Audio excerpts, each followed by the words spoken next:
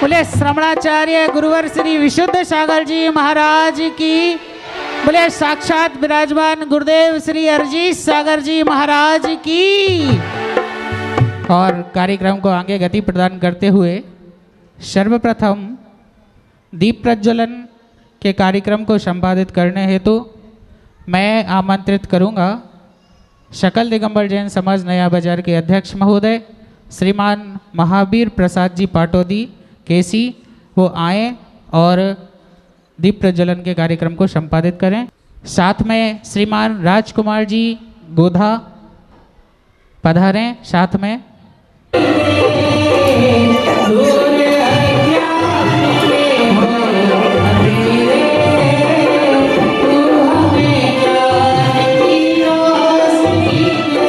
और मंगलाचरण के लिए एक अच्छा सा भजन यहाँ पर सभी के समक्ष रखते हैं।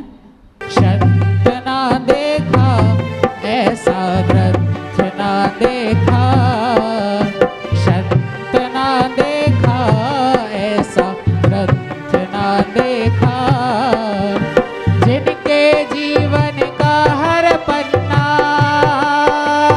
हो, जिनके जीवन का हर पन्ना संयम में डूबा, सत्य ना देखा ऐसा ग्रंथ ना देखा, सत्य ना देखा ऐसा ग्रंथ ना देखा, जिनके जीवन का हर पन्ना हो, जिनके जीवन का हर पन्ना संयम में डूबा, संत ना देखा ऐसा ग्रंथ ना देखा। बोलिए हे गुरुदेव नमोस्तु नमोस्तु नमोस्तु। हे भगवान, हम सभी आज इस सौभाग्य के साक्षी बने हैं कि इतने वर्षों के बाद हम सभी के बीच में आपका आगमन हुआ। हे गुरुदेव, हम सभी आपसे प्रार्थना करते हैं कि हम सभी के कल्याण के लिए और हम सभी धर्म मार्ग में लगे रहें, इस हेतु आपका मार्गदर्शन, आपके वचन और आपकी शिक्षाएं हमें प्रदान करने की कृपा करें। जोर से सिर झुका करके नमोस्तु बोलेंगे 3 बार। नमोस्तु गुरुदेव, नमोस्तु गुरुदेव, नमोस्तु गुरुदेव। ओम नमः सिद्धेभ्यः।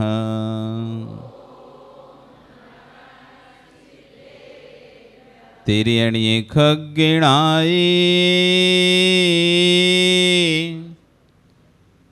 रुतारी मोहि शेर सिरणी बिहू आयरी राऊ पसियो परवादिनियो भव्य झीलोए नमो हरिहंताणं नमो सिद्धाणं नमो आयरियाणं नमो वज्रायाणं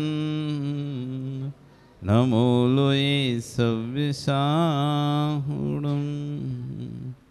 बोले अनंत अनंत परमेष्ठी भगवान की, आदिरम आदिनाथ भगवान की, वर्तमान शासन महावीर भगवान की, आचार्य गुरुवर कुंद कुंद स्वामी महाराज की, गणाचार्य आचार्य विराग सागर जी महाराज की, आचार्य गुरुवर श्री ईश्वर विशुद्ध सागर जी महाराज की, अहिंसा में विश्व धर्म की, परम पूज्य मुनि श्री अरजीत सागर जी महाराज की।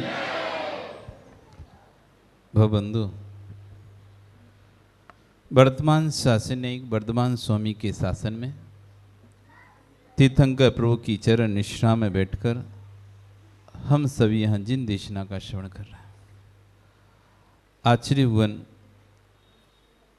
हम सभी जीवों के कल्याण के लिए अनेक आगम ग्रंथों की रचना करते हैं। दुर्भाग्य हमारा ही है, कहते हैं कि वस्तु हमारे पास हो और यदि उसका उपयोग नहीं कर पाए, ये वस्तु की गलती नहीं। कोई वस्तु आपको मिली है, कोई सुविधाएं यदि आपको मिली है, यदि उस सुविधा का यदि आप उपयोग नहीं करते तो ये आपकी स्वतंत्र गलती है। मनुष्य पर्याय, उत्तम कुल, उच्च कुल हमको प्राप्त हुआ है। ये वो कुल है जिस कुल से भगवान बनते हैं। ये वो कुल है जिस कुल में तीर्थंकरों की पूजा की जाती है। ये वो कुल है जहाँ पर मुनियों को आहार दान दिया जाता है। संपूर्ण भारत में, संपूर्ण विश्व में यदि दिगंबर मुनि किसी संप्रदाय में हैं, वो जैन संप्रदाय में है। और ये दिगंबर मुनि इतने दुर्लभ हैं जो भारत के बाहर कहीं पाए नहीं जाते। विश्व के प्रत्येक देश में, कोने में आपको अन्य धर्मगुरु मिल जाएंगे। सभी दर्शनों में धर्मगुरु होते हैं, एक एक धर्मगुरु होते हैं। जब भी विश्व सम्मेलन होता है, धर्मगुरुओं का सम्मेलन होता है बाहर, देश के बाहर कहीं भी, वहाँ सब धर्मगुरु पहुँचते हैं, बस दिगंबर जैन गुरु नहीं होते वहाँ पर। ये एक भारत की भूमि का सौभाग्य कहो कि भारत की भूमि के अलावा कहीं और दिगंबर मुनि नहीं पाए जाते। गरम बाजार में हम प्रवचन कर रहे थे, हमने कहा आप कभी सोचा, आपने कभी विचार किया, ये भारत पहले एक अखंड था, अखंड भारत के टुकड़े हुए और अनेक भागों में बट गया। कोई पाकिस्तान के नाम से जाने लगा, कोई बांग्लादेश के नाम से जाने लगा, कोई भूटान के नाम से जाना जाता है, कोई अफगानिस्तान के नाम से जाना जा रहा है। लेकिन फिर भी अखंड भारत होने के बाद ही आज जो हमारे पास भारत है, उस क्षेत्र के अलावा तीर्थंकरों ने कहीं पे जन्म नहीं लिया।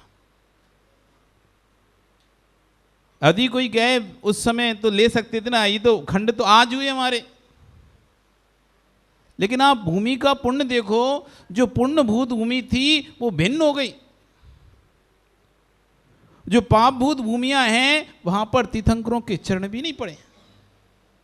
एक भी तीर्थंकर ऐसा नहीं हुआ जिसने पाकिस्तान में जन्म लिया। बताओ कोई एक तीर्थंकर का नाम,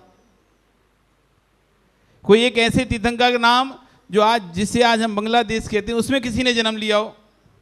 पहले तो नहीं कहते थे, पहले तो भारत ही बोलते थे ना। लेकिन फिर भी खंड हुआ, ऐसा नहीं बोल सकते कि पहले हमारा तीर्थंकर जन्म लिया था, वो आज स्थान हमारा पाकिस्तान में या भूटान में या नेपाल में या बांग्लादेश में। ऐसा कोई ऐसा स्थान बताए क्या? जो भी तीर्थंकरों की जन्म स्थली है, निर्वाण स्थली है, वो आज भी भारत के अंदर ही है। ये वो पुण्य भूमि है भारत हमारी, जहां पर तीर्थंकरों जैसे जीवों ने जन्म लिया है।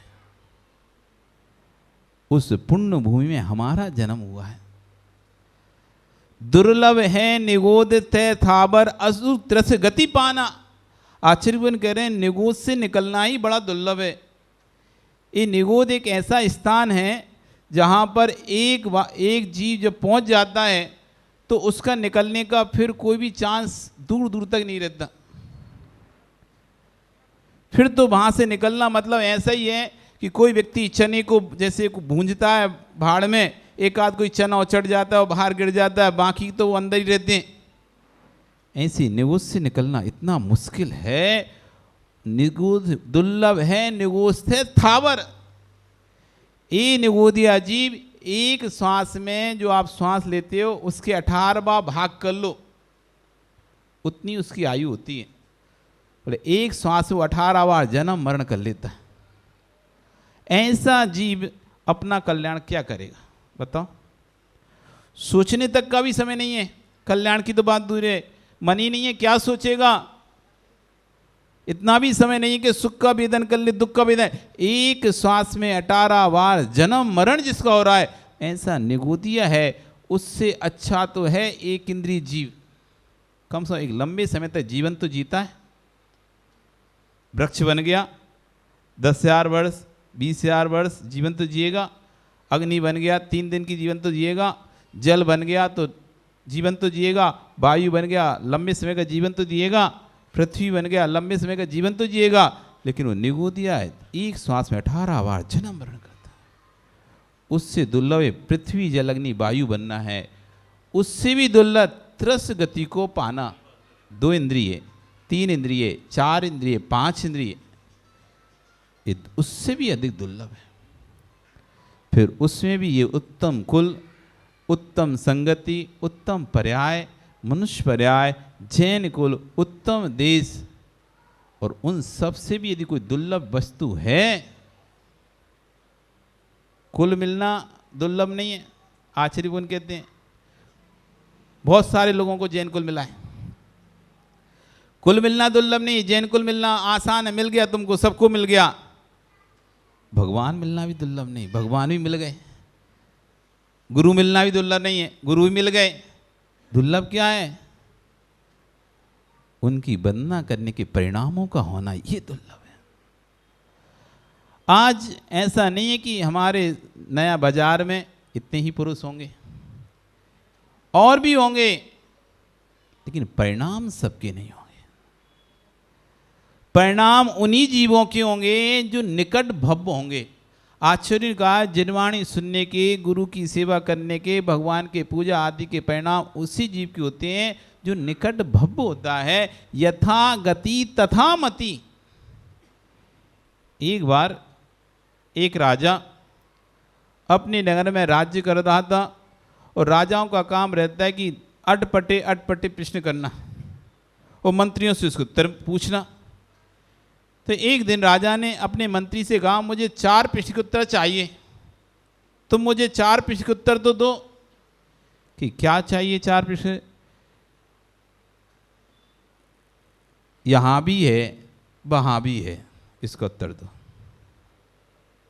यहां भी है वहां भी है। दूसरा, यहां है वहां नहीं है। तीसरा, यहां नहीं है वहां है। चौथा, यहां भी नहीं है वहां भी नहीं है। दो संतोष दोगे उत्तर? नहीं तो संजय, यहां भी हो और यहां भी हो, यहां हो यहां नहीं हो, यहां नहीं हो यहां हो, यहां भी नहीं हो यहां भी नहीं हो। 2 चारों के उत्तर कौन देगा? मंत्री जी स्वामी। मुझे इन पत्रों को, प्रश्नों के उत्तर ढूंढने के लिए आप 7 दिन का समय दीजिए। 7 दिन? हाँ, आप मुझे 7 दिन का समय दीजिए, मैं 7 दिन में आपके चारों प्रश्नों का उत्तर दूंगा। राजा कहता है ठीक है। दिया समय आपको। इंतजार चल रहा था कब 7 दिन पूर्ण हो। 6 दिन निकल गए। अब 7वां दिन जैसे ही आया तो राजा ने खबर मंत्री को पहुंचाई, भी याद है कि नहीं, आज प्रश्नों के उत्तर देना है। तो मंत्री का बिल्कुल याद है, हम आ रहे हैं, राजसभा लगेगी और हम पहुंच जाएंगे। और जैसे ही राजसभा लगी, 3 व्यक्तियों को लेके पहुंच गया। लो महाराज आपके उत्तर। ये क्या उत्तर? हाँ, यही आपके उत्तर। कैसे? महाराज, ये भिखारी, ना तो इसके पास यहाँ है,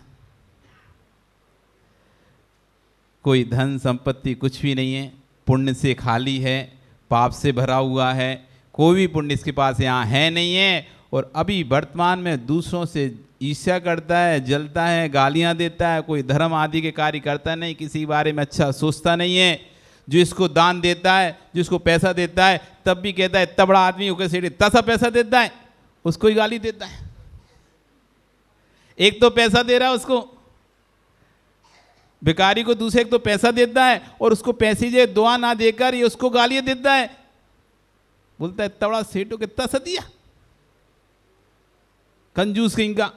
नंबर 2 का पैसा आता है, ये आता है, वो आता है, और देने ना इससे नहीं निकलता। मतलब देने वाले के प्रति भी इसके अंदर अच्छे भाव नहीं होते हैं। यहाँ तो है नहीं है और अच्छे परिणाम इसके अंदर है नहीं है, तो आगे भी इसे मिलने वाला नहीं है। कोई दान पुण्य इसके द्वारा होता नहीं है, सदैव रोता रहता है, ऐसा व्यक्ति यहाँ भी नहीं है, इसके पास कुछ और वहाँ भी नहीं मिलेगा। दूसरा एक सेठ को लेके आया। ये हमारे नगर के एक सेठ है, ये कभी दान पुण्य नहीं करता। आज तक इसने अपनी एक दिलची किसी को नहीं दी होगी। पैसा तो बहुत कमाया इसने, लेकिन दिया 1 रुपये भी नहीं होगा। इसके पास यहां तो है, पूर्व पुण्य में करके आया था, पूर्व में बहुत पुण्य इसने किया होगा, इस पुण्य के फल से यहां तो इसको मिला है, लेकिन अब इसके द्वारा कोई भी दान पुण्य आगे किया नहीं जा रहा है। इसका पैसा पाप क्रियाओं में निकल रहा है, भोग सामग्रियों में जा रहा है, भोगों में ही निकल रहा है। अपने भोग के अलावा ये कोई भी, आगम में कहा है कि अपने कमाई के 4 हिस्से करना चाहिए।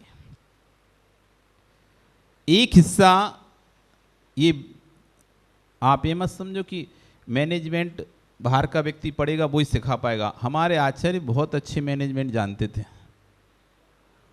लोग तो मात्र बाहर की क्रियाओं का मैनेजमेंट बता पाएंगे, लेकिन हमारे आचार्य ने अंतर की क्रिया का, व्यक्ति की आत्मा का मैनेजमेंट बताया, कर्म सिद्धांत का मैनेजमेंट बताया, व्यक्ति के जीवन का मैनेजमेंट बताया कि अपनी कमाई के 4 हिस्से करो,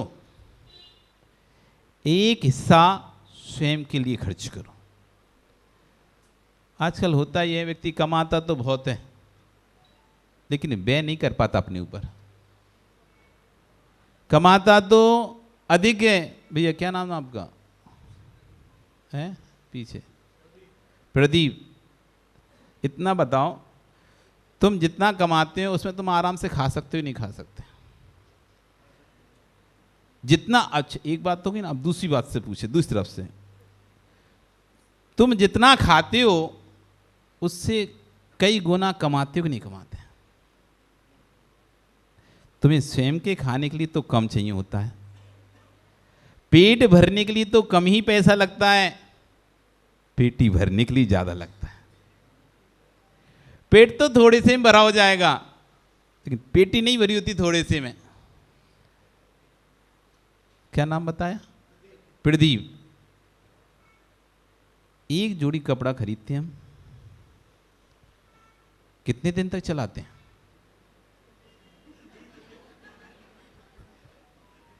जब तक फट ना जाए। सही है ना माताओं?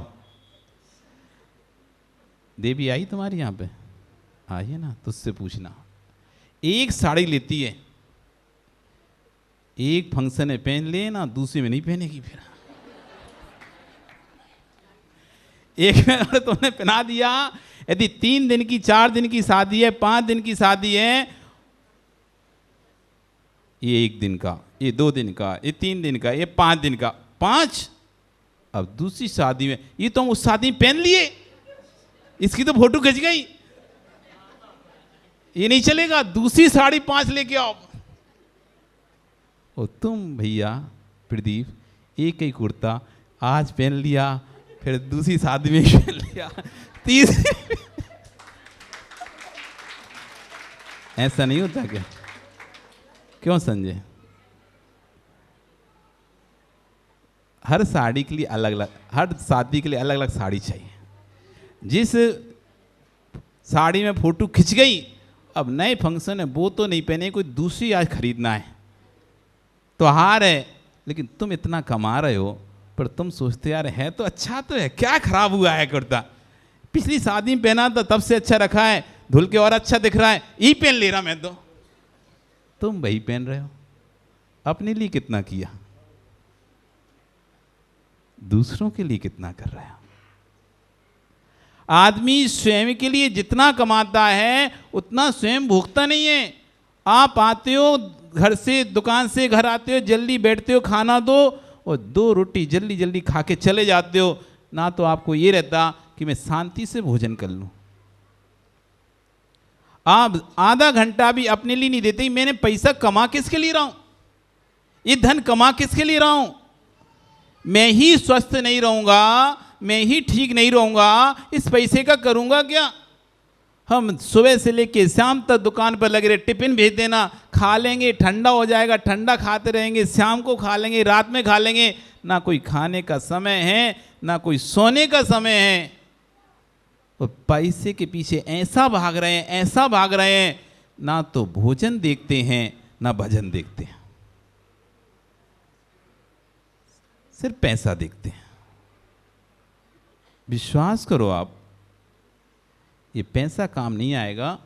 जिस दिन तुम बीमार हो जाओगे ना, लाखों रुपए खर्चा कर देना, वो बीमारी खत्म नहीं होने वाली। एक को खत्म करोगे बीमारी, दूसरी आ जाएगी उसके साथ। अभी आप स्वस्थ अवस्था में हैं, उस स्वस्थ अवस्था में आप अपने शरीर का ध्यान नहीं दे रहे, समय पर भोजन नहीं कर रहे, रात में भोजन करते हैं, भोजन कर कर सो जाते हैं, भोजन पचता नहीं है, एसिडिटी हो गई, गैस बनने लगी, पेट साफ नहीं होता, घंटों घंटों उसमें संडासे में बैठे रहते हैं। आप अपने शरीर को खराब कर रहे हो। ये चढ़ता खून है, चढ़ता खून है, इसमें भी पता नहीं चल रहा। महावीर जी, कभी आप भी तो दौड़ा करते थे, आज यहां से वहां जाने में आपको 5 मिनट लग जाता है। कभी ऐसा भी समय होगा 2 मिनट में आप यहां से वहां पहुंचते थे, लेकिन अब शरीर धीरे धीरे साथ देना कम कर दिया। अब यहां से वहां पहुंचने में भी 5 मिनट लगते हैं। जल्दी आओ ना, अरे आ रहे भैया, अब नहीं दे पा रहा शरीर साथ, ये शरीर अब साथ नहीं दे। अब तुम लाखों रुपए खर्चा भी कर दो, अब इस शरीर को तुम वापस नहीं ला पाओगे। हम भूल जाते हैं, कमाने में इतने मस्त हो जाते हैं, कमाने में इतने मस्त हो जाते हैं, ये भूल ही जाते हैं। मैं सोच रहा था मैं पहले खूब पैसा कमा लूं, खूब पैसा कमा लूं, और फिर मैं इससे खूब भोग करूंगा। और तुमने भैया, क्या नाम है तुम्हारा, बोलो? हाँ, मनीष। तुमने खूब पैसा के पीछे पड़ गए, इतना कमाया, इतना कमाया, इतना कमाया, अब तुम सोच अब मैं भोग करूंगा। इतने में तुम्हारे बेटे ने कहा, पापा एक बार आप एक काम करो, चेकअप तो कराओ अपना। तुम गए बढ़िया एम्स में, चेकअप कराया, रिपोर्ट में आया तुम्हारी हार्ट की नली चौक हो गई है। क्या करना पड़ेगा? तुरंत बाईपास सर्जरी। बाईपास सर्जरी हो गई। डॉक्टर कह रहा है आज से तुम दाल का पानी पीना और सूखी रोटी खाना। हो हम तो सोच रहे थे हम जोड़ेंगे जोड़ेंगे जोड़ेंगे, फिर इधर जाएंगे, होटलों में खाएंगे, ऐसा करेंगे, वैसा करेंगे। उसने बोल दिया भैया एक काम करो, अब दाल का पानी, जिंदा रहना है तो दाल का पानी पियो और सूखी बिना घी की रोटी खाओ, कोई तला नहीं। और तुम्हारी रिपोर्ट में आया है तुमको शुगर हो गई है, तो मीठा भी आज से बंद है। अब बेचारा क्या क्या सपने सजाए थे, ऐसा करूंगा वैसा करूंगा, सब पे पानी फिर गया।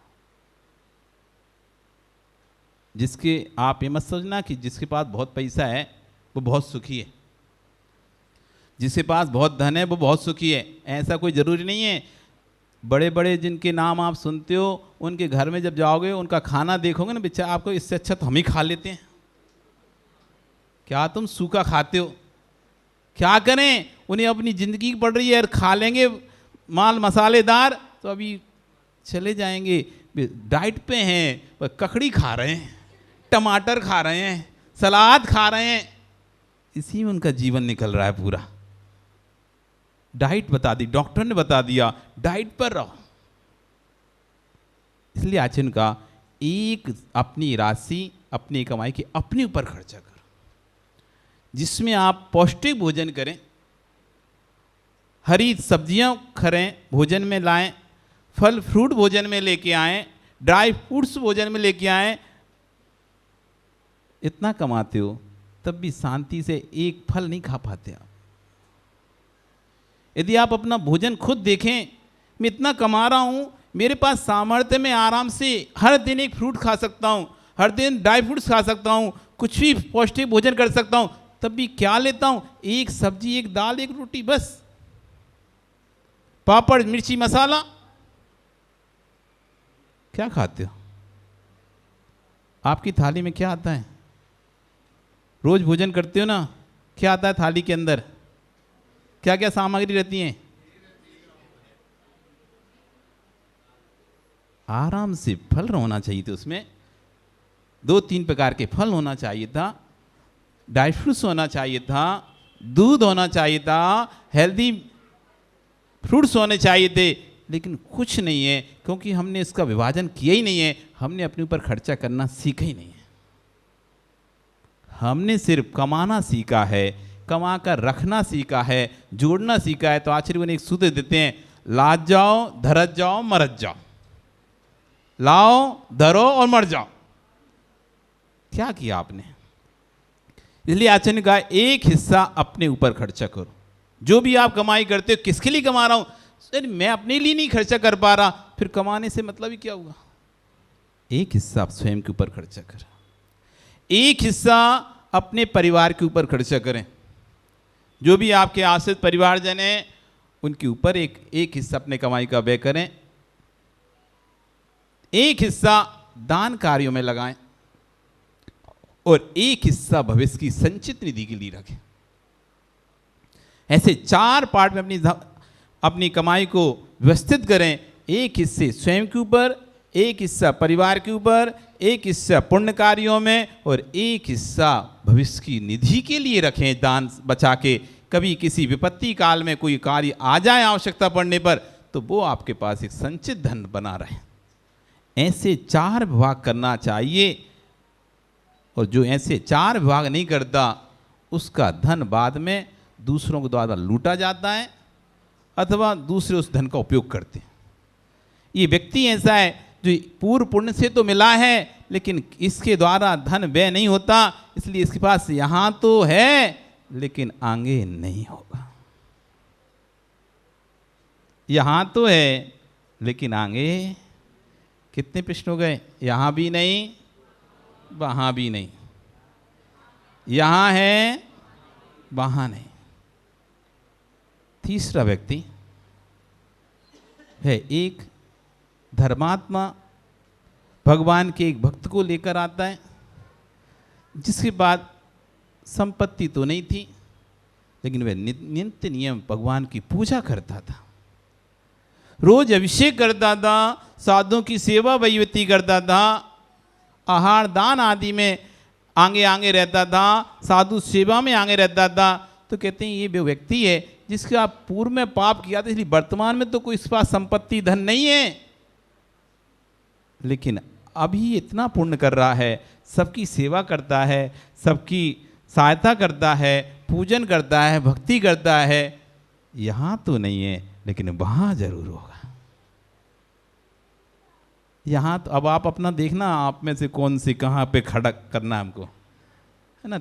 4 कैटेगरी में, अब 3 तो हो गई, कौन कौन सी हो गई? यहां भी नहीं, वहां भी नहीं, उसमें आप आते नहीं हो ना। इस वाली कैटेगरी में तो आप लोग आते नहीं हो, तो ये तो हटा दे रहे, डिलीट, ठीक है ना। एक ही हटा दे रहे, कौन बने करोड़पति खेले ना अपन, तो 4 ऑप्शन आएंगे अभी, उसमें आएगा 50-50, तो 2 कम करना है।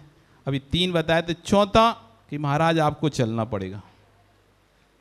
क्यों क्यों चलना पड़ेगा? नहीं, उसके लिए चौथे प्रश्न के उत्तर के लिए आपको चलना पड़ेगा, यहां भी है और वहां भी है। अच्छा चलो पहुंचते, एक महाराज उनको दिखाई दे रहे हैं। ये देखिए स्वामी, पूर्व पुण्य लेकर आए थे, तो आज मुनि मुद्रा को धारण करके बैठे हुए हैं। अपने पुण्य के बल से ये जहां भी जाते हैं वहां पर इनके लिए लोग भो स्वामी नमोस्तु नमोस्तु के खड़े हो जाते हैं। एक भी हाथ से नहीं कमाते, फिर भी दोनों हाथ से खाते हैं। आप कितने हाथ से कमाते हो? आप तो 2-2 हाथ से कमाते हो। और कितने हाथ से खाते हो? ओ संजय, 2 के 1 कमाते, कमाने के लिए दोनों हाथ। कमल जी कहाँ गए, दिख नहीं रहे?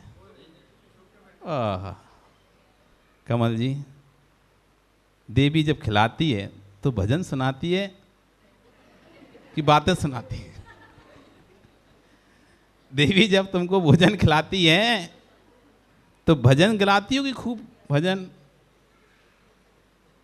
भजन सुना सुना के खिलाती है कि बातें सुना सुना खिलाती है? कि देखो आज आपको बोला था, ये काम नहीं किया आपने, वो कल से 3 दिन से बोल रहे हैं डिब्बा में शक्कर खत्म हो गई, आप लेके नहीं आ रहे, सब्जी नहीं, कल क्या बनाएंगे हम, आज तो हमने बना दी, कल आटा पिसाने भी जाना है, ये भी है वो भी है, ऐसे बोलती है?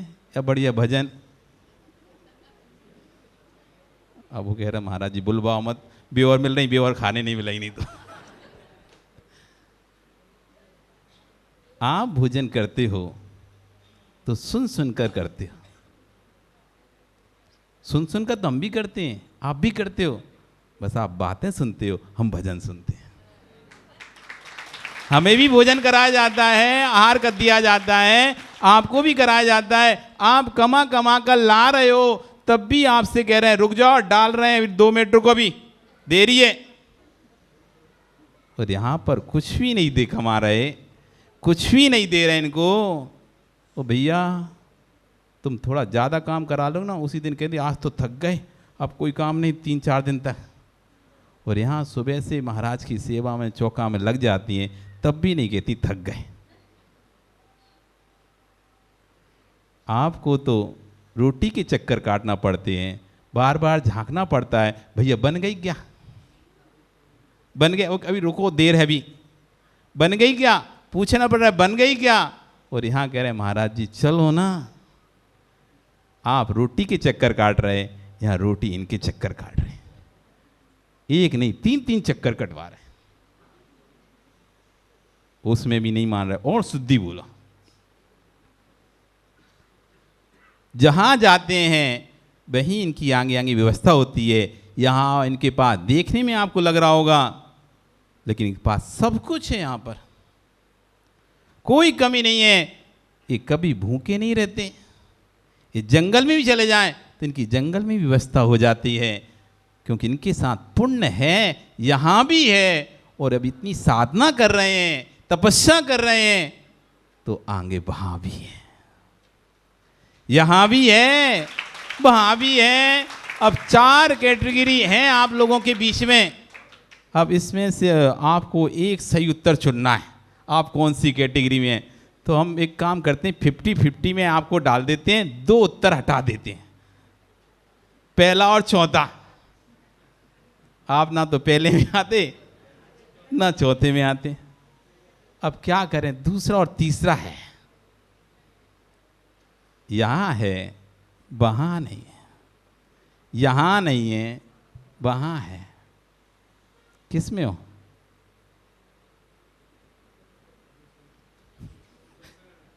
सोचो सोचो सोचो। फिर राजा कहता है अरे इससे तो गड़बड़ हो जाएगा, आप गड़बड़ कर दिए। उसका रुको राजन, अभी उत्तर पूरा हुआ नहीं है, अभी मैं आपको मुनि के पास के लेके गया था, अभी मैं आपको एक और जगह लेके जाऊंगा। वह लेके जाता है, एक सेठ को दिखाता है, महाराज ये सेठ भगवान की भक्ति करता है, ये धर्मशाला, ये मंदिर, ये पितमा, ये अनेक चीज़ों में अपने दान पैसे का उपयोग करता है। एक श्रावक भी यहाँ है और वहाँ भी है, इस कैटेगरी में आ सकता है यदि वे दान पुण्य करता रहे, पूर्व पुण्य से अपने धन का संचय जो किया है उसको दान देता रहे, तो यहाँ पूर्व पुण्य से मिला है और उसी पुण्य का उपयोग करके पुण्य से पुण्य को कमाकर वहाँ भी प्राप्त कर सकता है। आप इस कैटेगरी में आ सकते हैं। अब आपके पास 3 कैटेगरी हो गई, यहाँ है वहाँ नहीं है, वहाँ है यहाँ नहीं है, वहाँ है यहाँ भी है और वहाँ भी है। अब अपने अपने अंदर झांकना, हम कौन सी कैटेगरी में आ सकते हैं? आ जाओगे अब तो सेट हो जाओ कहीं ना कहीं, कि नहीं होगे? हो सकते हैं हम चाहें तो पुण्य से पुण्य कमा सकते हैं, समझदार व्यक्ति पानी से पानी निकालता है। आपने निकाला पानी से पानी कभी? आपके पास थोड़ा सा पानी था और आपको बहुत पानी की जरूरत थी, आप उस पानी से पानी कैसे निकाल पाओगे? वो थोड़े से पानी से बहुत सारा पानी करना है आपको। थोड़ा पानी है, एक टंकी पानी है और आपको हजारों टंकी पानी उस पानी से बनाना है, कैसे करोगे? कैसे करोगे संजय?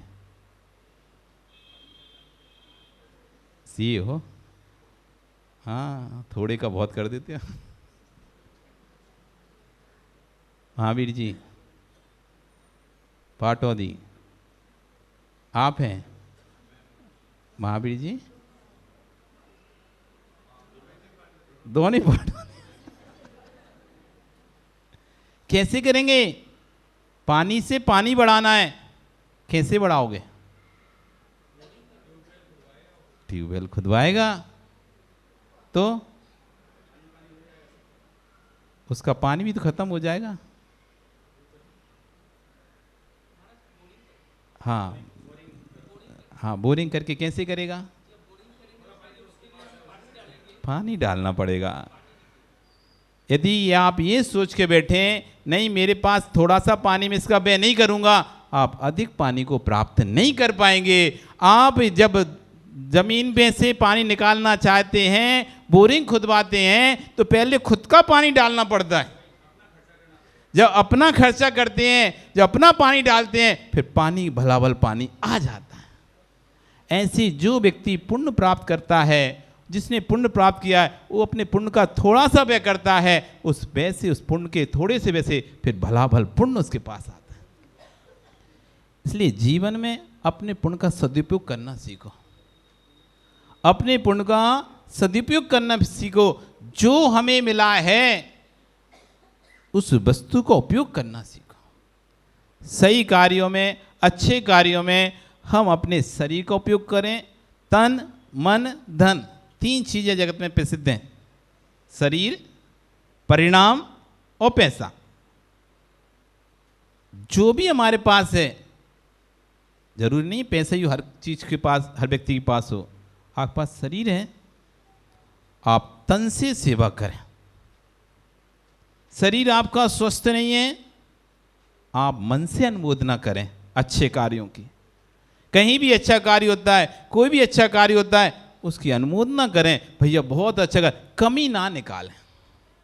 हमारे अंदर होती कमी निकालने की आदत। अरे ये नहीं किया उन्होंने, करा तो सब ठीक है, पर टाइम ऐसा कर दिया, वो वैसा कर दिया। कभी हम किसी की बड़ाई, प्रशंसा नहीं कर पाते। कितना भी कोई अच्छा से अच्छा करके दिखा दे, तब भी उसकी बुराई करने वाले लोग मिलेंगे। हाँ, जगत में प्रसिद्ध है। आप जगत में सबसे बड़ा पागल पता है कौन है? जो सबको खुश करके रखना चाहता है।